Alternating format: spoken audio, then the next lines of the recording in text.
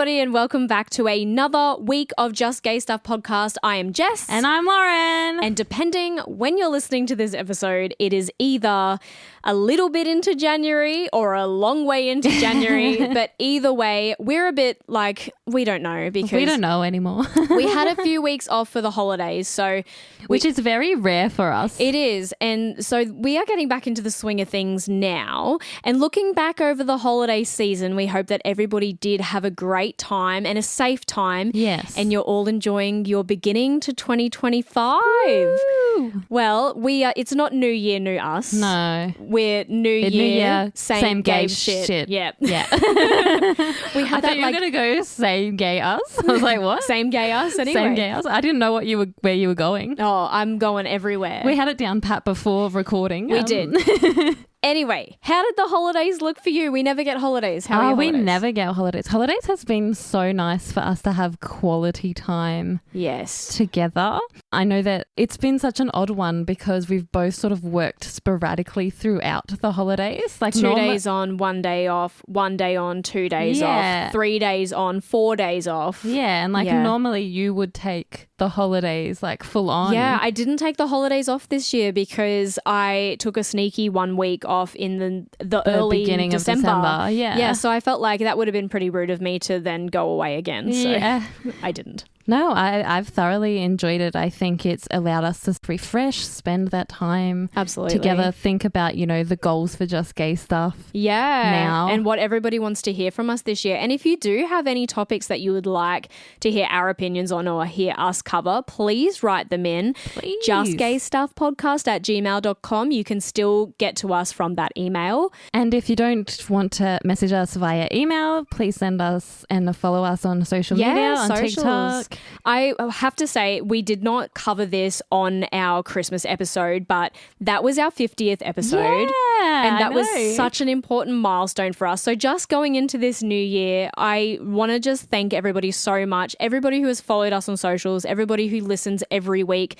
Lauren and I both put so much into this podcast every week. Really, a lot of love and hard work and sweat and tears. Yeah, a lot of sweat and tears. It's like a whole second job. Lauren's usually telling Jess, did you get it done yet? Lauren keeps me accountable. But without that constant support and without your messages and your love, people writing in their worst first dates and all of those things, we wouldn't have a podcast. Yeah. So this only happens because of your support and we are so, so grateful. Incredibly grateful. Super appreciative. All right. Another thing I wanted to touch on before we get into today's topic is every year at the start of the year, Lauren and I do a vision board. And I wanted to kind of share my vision board and my bucket list for this year because I feel like saying it on the podcast will hold me a bit more accountable for what I'm hoping to achieve. Yeah. So I was thinking maybe we could both share 3 things that we're hoping to do this year. Sure.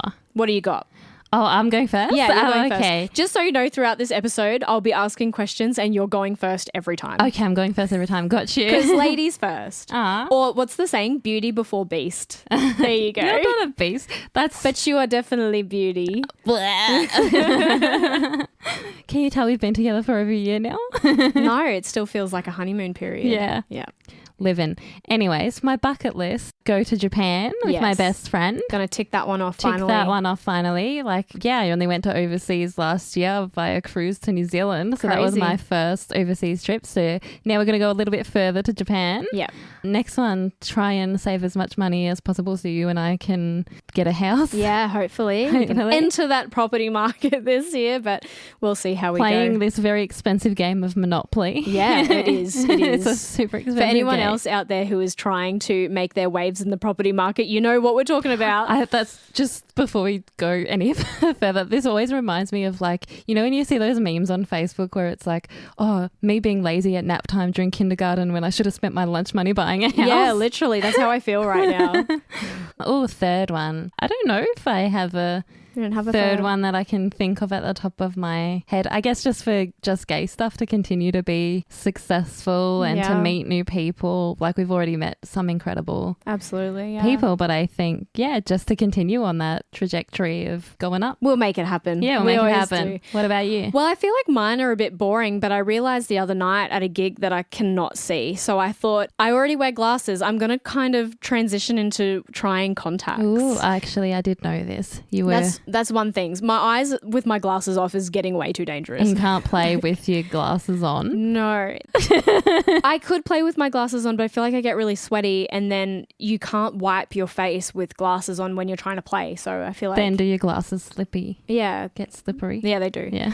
My second one is a really big one, but I don't think it's going to be too attainable because we don't have a lot of time, but I would love to play some sport again. Oh, wow. But I really don't think I'm going to have time to like join a team. I would love to see you play some sport. I'd love to see you play some sport. No, nobody wants to see me play some sport. We have like an empty lot down the end of our street. Maybe we could just go kick a ball once a week. Yeah, we have our Tilly's Maybe balls. just for like an hour. Your mum gave us some. Yes, my mum gave us Matilda's stuff for like Christmas. Full lesbian Christmas gift, can I say. Matilda's I show bags in here. from the Anyway, my other one is just like a normal kind of fitness goal. I should have added that to mine. I feel like I've always struggled with body image, and Lauren and I talk about this all the time, but I think I would just like to try and get down to a certain weight, maintain that for the year, and just, I think we can all agree that we want to try and feel the best about ourselves.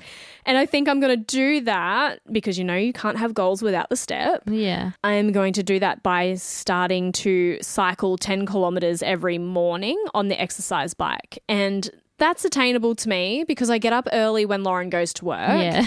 And whether you want to or not. Yeah. And the exercise bike's behind the TV. So maybe I'll get some gaming time in at the same time. I was going to say you could just play your game while you're exercising. That's a really good one, actually. It's just a habit, right? Once you start a good habit, you continue that. And we always talk about bad habits, but what about these good habits that we do? They say it takes 30 days for you to attain a good habit. And it takes 5 days to break a bad one. Yeah. That's a vast difference. Yeah. Wow.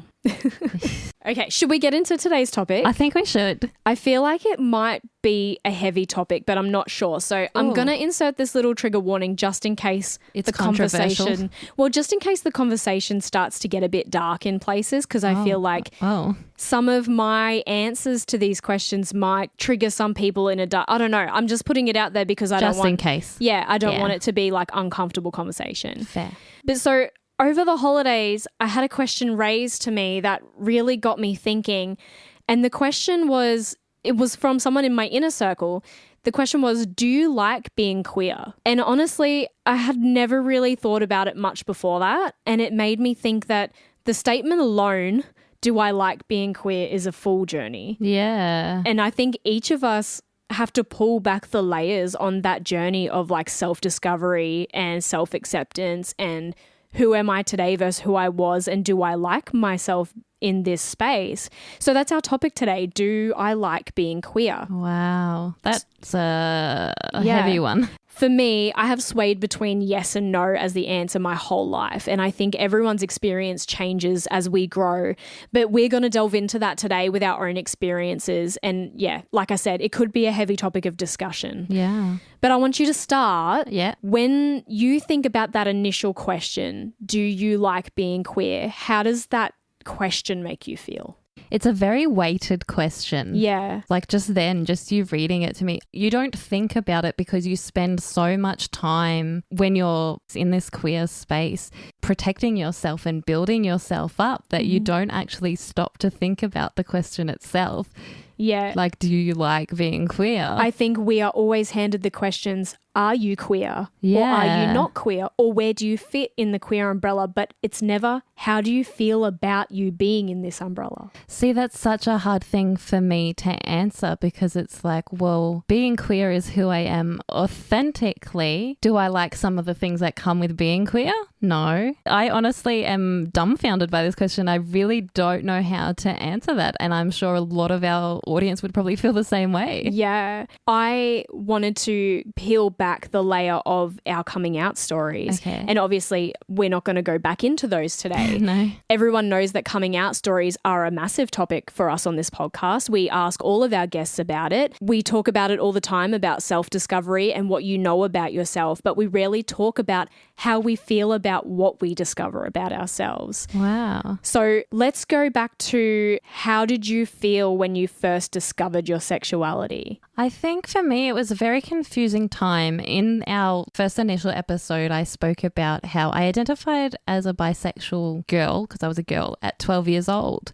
That's a very confusing time. Hormones have just started. All your friends are having crushes on all these boys and everything. And I was a very shy and insecure child to begin with. And to not have any representation or education that it was okay and that it was accepted to like both men and women at the time, because, you know, it was still, I don't even know when it was, like I'm only 31 now. Mm-hmm. That wasn't that long ago. Yeah, I think the only positive is that I grew up with a very supportive mother who herself identifies as bisexual or pansexual. So I had a lot of like open support, so it wasn't really a bothersome thing to me. And then being in high school, being around theatre kids, again, everyone's fluid and quite open. So I was pretty lucky in that regard. But how did you feel in the space? Like, what did you feel about the prospect of your sexuality differing from what is considered normal? Because I think that's the big question, right? How do you feel about that prospect of being different to quote unquote normal? I think it was very hard, and I felt upset and ashamed a bit and probably a bit defensive, because I do remember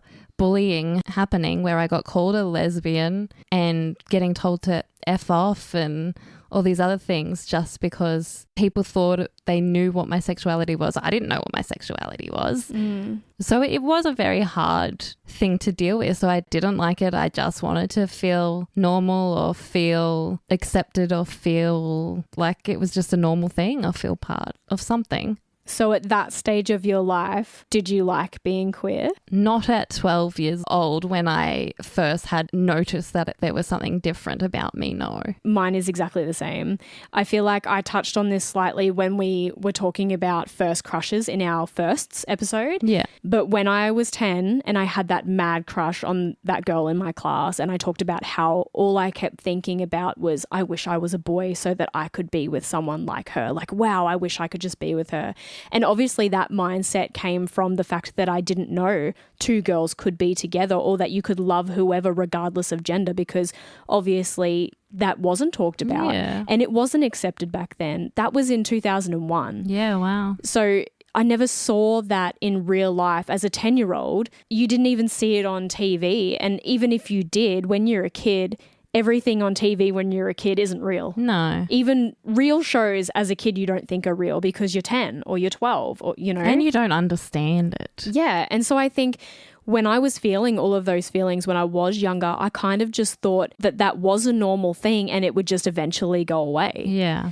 But then when representation started making its way onto TV and I started to see those feelings I was feeling, I was like, yeah, oh my God, that's me. That's what I feel. I'm seeing what I feel. And then the backlash that those storylines got on TV, either from audiences watching them or the fact that the people in the TV show or in the movie, you know, in most 2000s TV shows, there was always someone hating on the gay person. Yeah. So I think that's when I started to really dislike the idea that I was that person that was hated. And so at that stage, I was like, wow, like I remember sitting in my room one day and thinking, oh my God, am I a lesbian? Oh my God, I don't want to be gay because I don't want to be different and I don't want people to hate me. Yeah. And that's where I think when some people are so adamant about the fact that it's a lifestyle choice, I feel like I would never choose this. Like, do you think people would want to choose to be outcast from society or choose to be marginalized or choose to be hated? Like, if it was a choice, I definitely don't think I would ever choose it. No, neither. I think that's what people outside of our community forget. And when people go, oh, why would you choose to date this person? Why would you choose to be gay? You don't choose who you have feelings for. My biggest thing is, why as a minority group would you subject yourself to hate if you could? Like, absolutely. If you could choose, you wouldn't do that. Actually, as you were talking, I just remembered in that same bracket between the 12, 15 to 16, before I really started to be more okay and feel accepted by the theatre group and that area, I remember friends watching TV and starting to like these boys, and me in a way kind of masking and being like, yeah, me too, or oh yeah, that guy is really hot, but not having any attraction or real feeling towards them, just so that I could have some sense of fitting in. Yeah, I feel the exact same. I remember there was one point where my friends and I were all at a sleepover and we had rented out Imagine Me and You, the movie with Lena Headey and the girl from Coyote Ugly, and she like leaves her husband for this woman. And I remember being at this sleepover and there was like the kissing scene and everybody in the sleepover was like, ew. And I'm just like, why? Yeah. Like I did not understand. And like I feel like there was a few turning points from that moment, but I'll talk about mine. Are there any turning points that you saw when representation started to enter your life? Ooh. A big turning point for me was, and I've spoken about this moment on our podcast before, was when I had moved schools to be where my best friend was at, and we went to a party after a theatre show, and one of the girls came up to me and said that her friend liked me and stuff, and I went, oh, I'm in a high school space. We were very fortunate. None of our year levels had cliques or anything.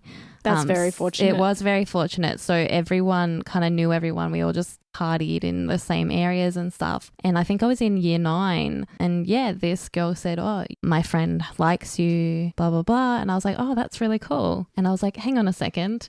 That's okay. Like it was just a nonchalant thing. It just was like, oh, this is... And it like opened up that space for you. It opened up that space of like safety and everything. And yeah, of course you can say, well, you know, you're at a party, you're all drinking. But I knew from the beginning that this girl identified as queer herself because I had already met this person previously. But I think just that moment in time really opened up that space for me to be like, oh, that's just a normal thing. Yeah. I think for me, as time went on and representation grew stronger, like this is literally where I think representation on television counts for so much of someone's life, because as I started to see really strong lesbian characters emerge in television and movies, and I'm talking about a couple that I mentioned in our first couple of episodes, Ashley Davies, played by Mandy Musgrave in South of Nowhere, Alex Kelly, played by Olivia Wilde in The OC. Those are the really two standout lesbian characters that I'm thinking of. And as these women, they were still bullied and they faced their own trials and tribulations, but they started to fight back. Yeah. And it was kind of like those relationships and the acceptance was slowly starting to be shown. And I feel like that was a really strong turning point for me, that it was okay to live that side of your life if you felt so strongly about it. And then I kind of started to feel like that part of me was okay to accept, even if no one but me saw it. Yeah. And I started to feel like it was that secret that made you different and that made you special. Like when you start to experiment with girls in high school and not many people know, it's kind of like being a vampire or being like Hannah Montana. You have this secret side of you that only you know about. And that was top secret and it was so exciting.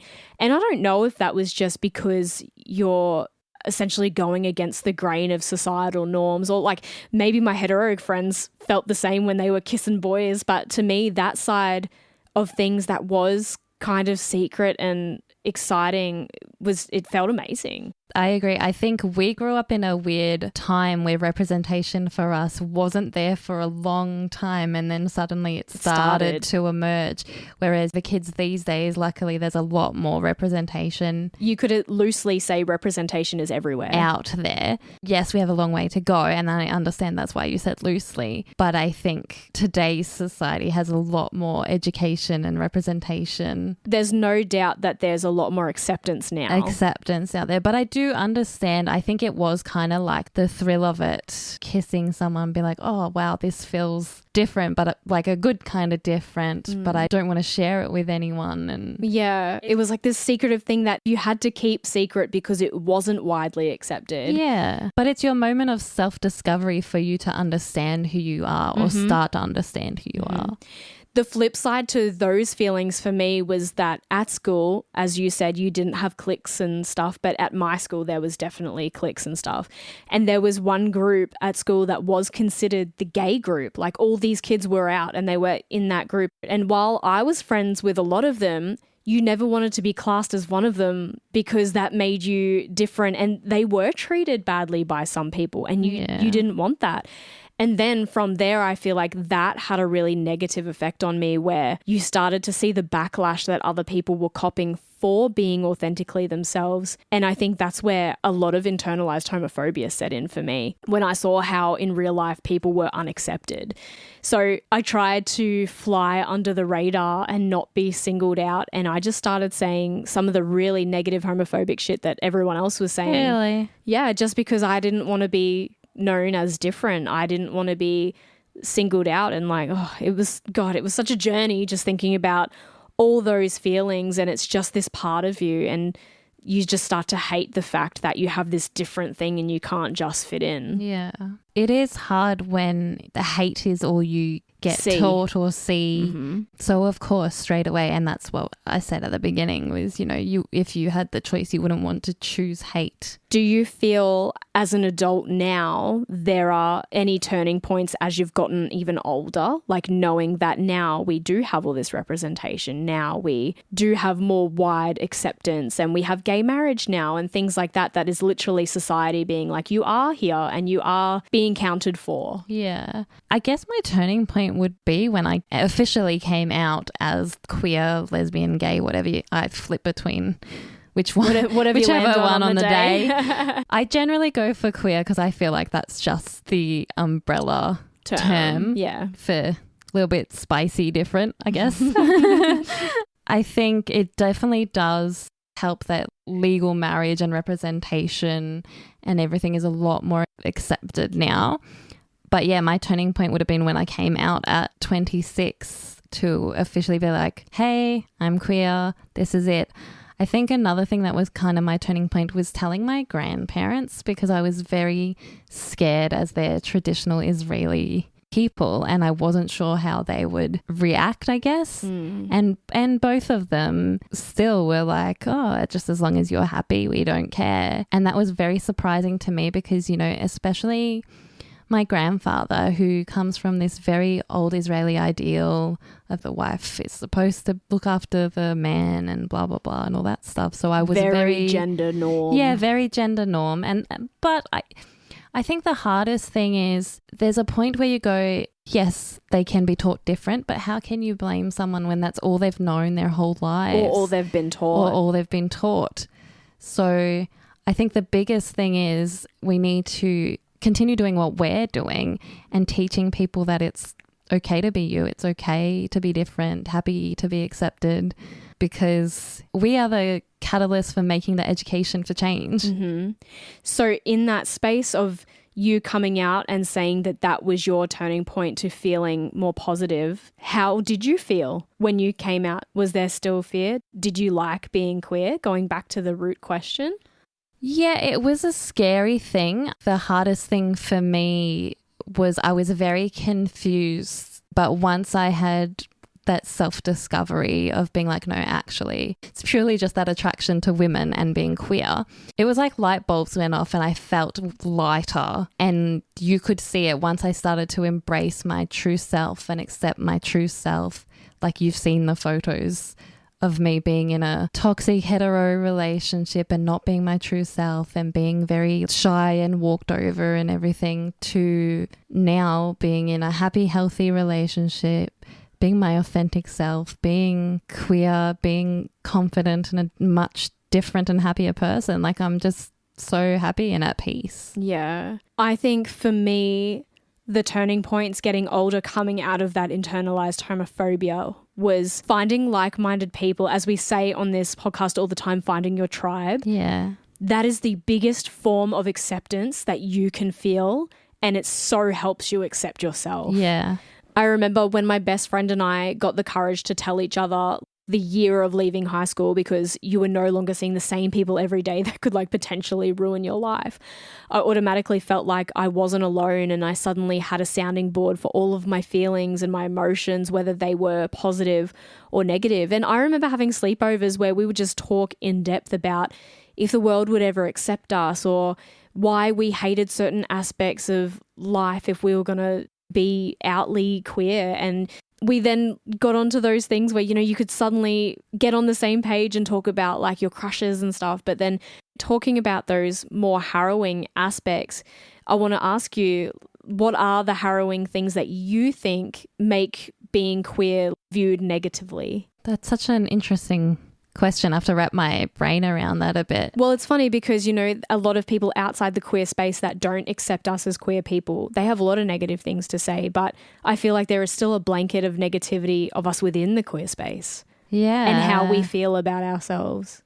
I think the biggest thing is just fear surrounding being queer. And I, again, have spoken about this before on this podcast. And for me, who coming out bisexual, coming out queer, have had a very supportive lifestyle. I never, fortunately, had to go through that internalized homophobia feelings. I was very lucky in that regard. But now being in a job where certain people aren't safe people or as accepting, or having to suddenly hide parts of myself away. And I think that's probably the number one hardest thing for me, is my whole life I've had positive experience and I haven't had to hide. And then suddenly, you know, being in this position of, oh shit, this is what it's like, where you actually have to think about the things that you have out, or think about the fact that you have to hide a certain part of yourself, or think about what you say or who you talk to. I think that's the negative thing for me surrounding being queer, because I'm like, a straight person doesn't have to like think twice. Think. And I'm like, oh shit, I can't listen to this, or I can't speak about this, or I can't have this on my phone screen in case an unsafe person comes in. And I've never had to deal with that before, and that's such a confronting thing for me. I feel like this question that was asked, that was just like a simple question, really it's a scroll. The things that still affect me in the way I view myself in queer culture is meeting new people and not knowing if they're going to accept me for me or hate me for me. And like that is purely depending on their upbringing and their previous experience that I have nothing to do with. That, and having to protect yourself with, like you said, safe words like using the word partner instead of girlfriend. When working, being sure not to mention partners or your relationship status because you don't know how people are going to take it, or if suddenly you lose work because someone doesn't accept you. I hate that fear is still there. Fear is the number one. That's what it is. It's fear. I was just, as you were speaking, I was just thinking, you know, there's times where you and I have gone on a date night and gone to walk through the city or through somewhere, and we've gone, oh shit, can we actually hold hands here? For fear. Everything comes down to fear. Yeah.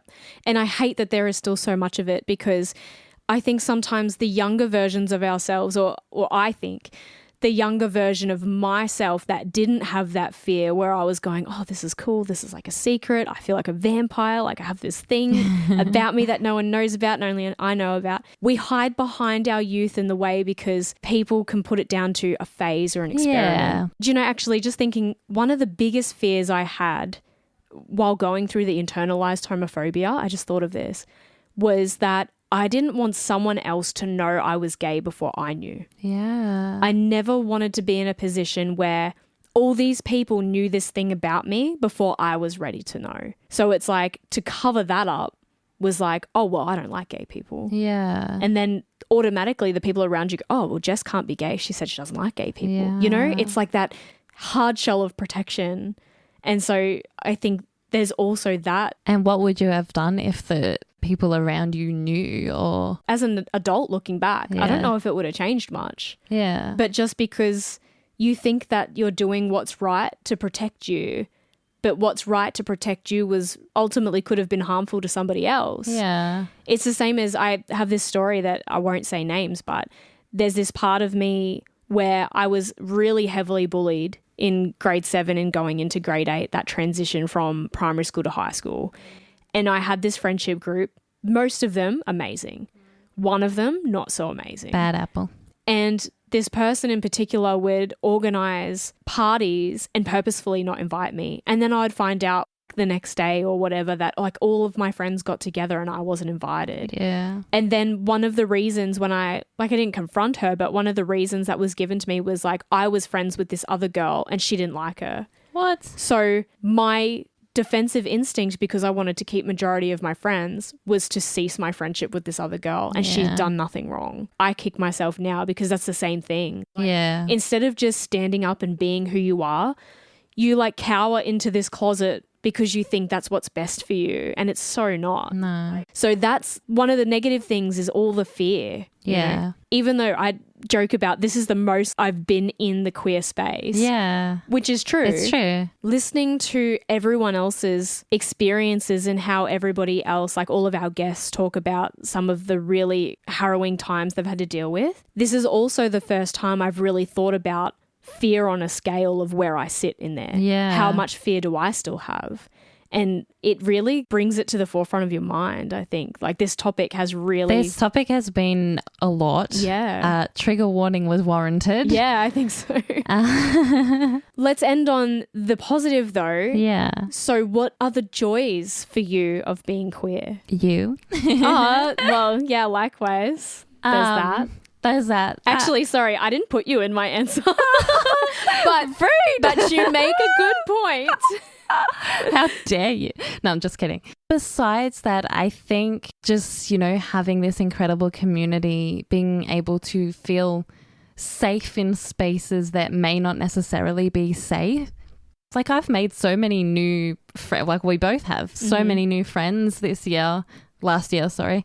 I'm still in 2024. You're still in 2024.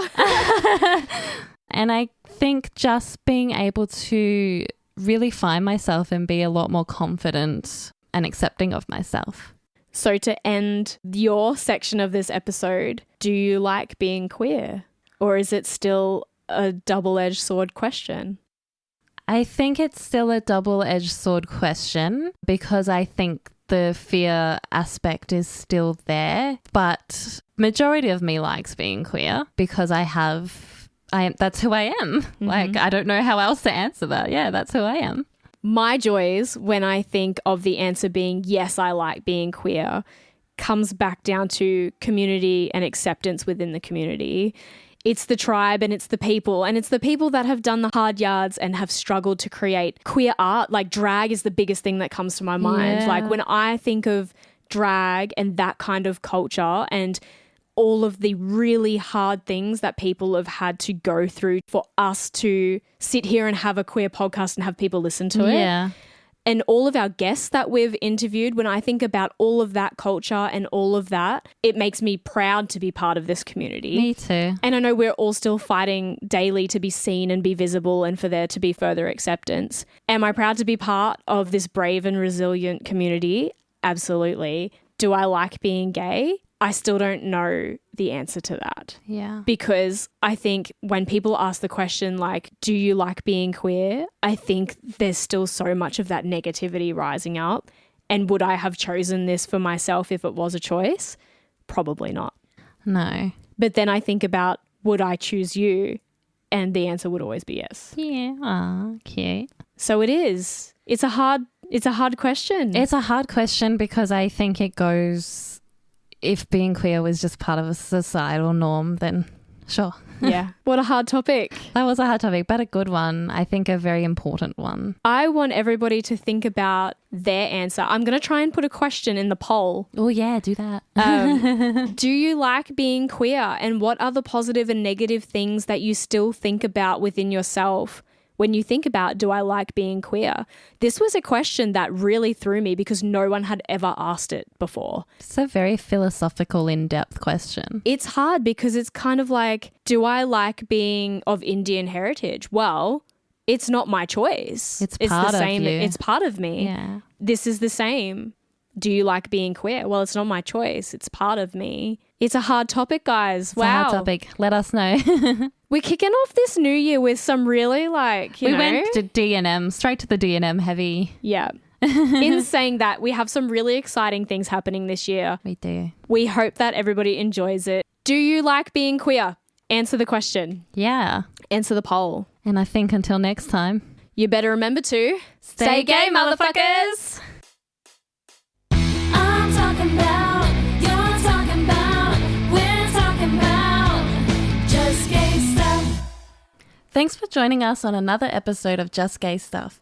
Make sure to follow us at Just Gay Stuff Podcast on all your socials and write to us with your stories at justgaystuffpodcast@gmail.com.